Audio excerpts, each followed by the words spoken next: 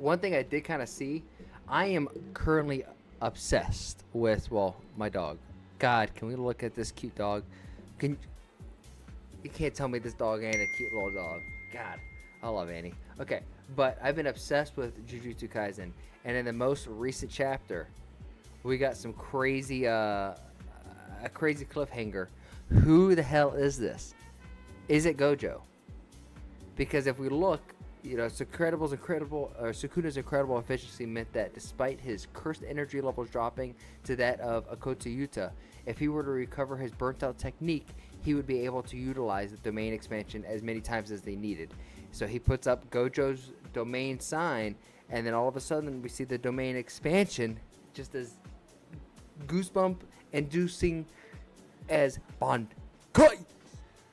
But we see a ghost and says, when that befell Sukuna, or what then befell Sukuna, was a vision of a man he buried with his own hands.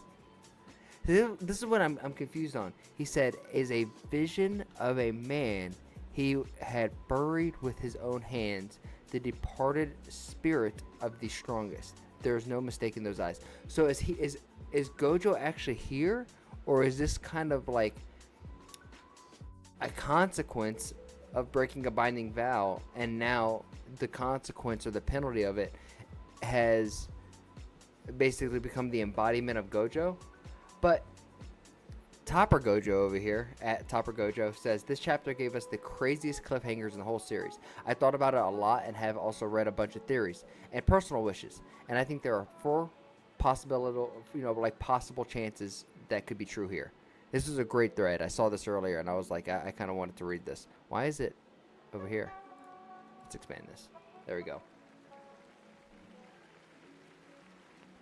Turn that down just a little bit. I know. Applaud. 1. Theory number 1. Gojo is really back. I personally don't want this to be the case. I mean, this is Topper speaking, not me. I personally want this to be the case. But as much as Gojo's death hurt back then, his conclusion was close to perfection, and JJK would have really gone crazy to make this a satisfying addition to the character. However, he is a plot-driven author. How could he return? A binding vow in exchange for one of the 6 eyes? I mean, that's the most common thing, is people are thinking that this eye is being, not drawn. It's just this one, so it's like a foreshadow that he's going to lose this left eye and he'll only keep one eye. I don't think that's going to be the case. Shoko's RCT is way better than we thought.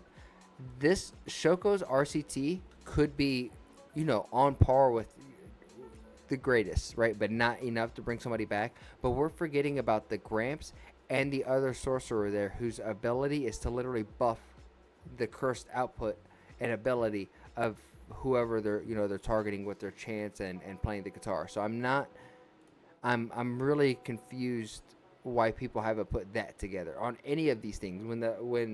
When you whenever he's bringing these people back, it's not just Shoko healing, right? We have the Gramps playing his guitar, and we have the other chick dancing and doing her chants to buff the cursed output and energy ability of these people. So I'm confused. And no, there was also another guy in the Shibuya incident. I forget his name, but he had the blonde hair and he was dressed up. But he has the ability to seal off pain and stop bleeding. I mean, like, with a combination of all of these things, we could see it come to fruition.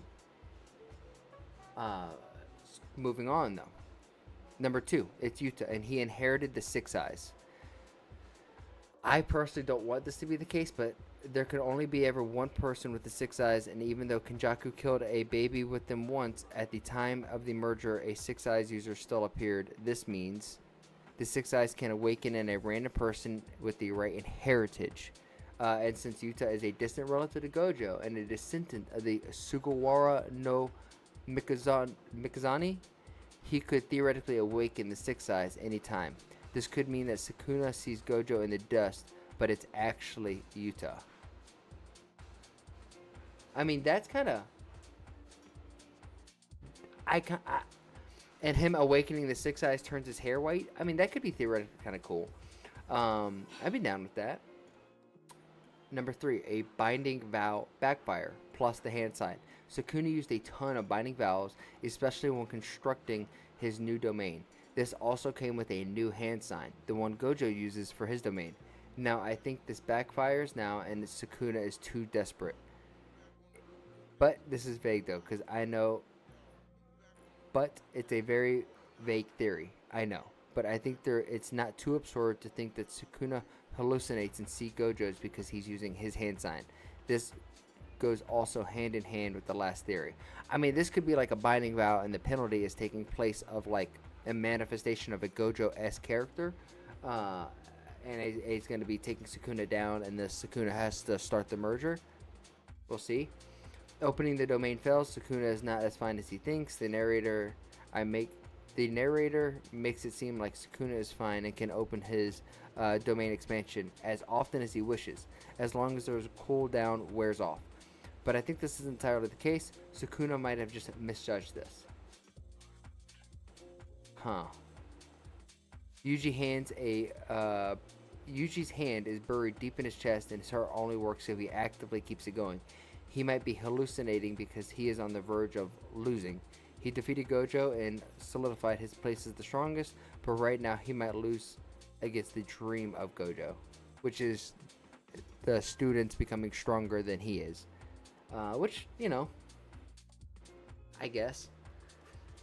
Sukuna burned everything down. He did as he pleased, lived as a calamity, and Gojo wanted to raise others at the same height that he reached. If Sukuna loses to Yuji and the others, then this means Gojo's dream and philosophy triumphs over Sukuna. Maybe that's why Sukuna hallucinates and thinks that he sees the ghost of Gojo, because it's Gojo's philosophy wins through Yuji.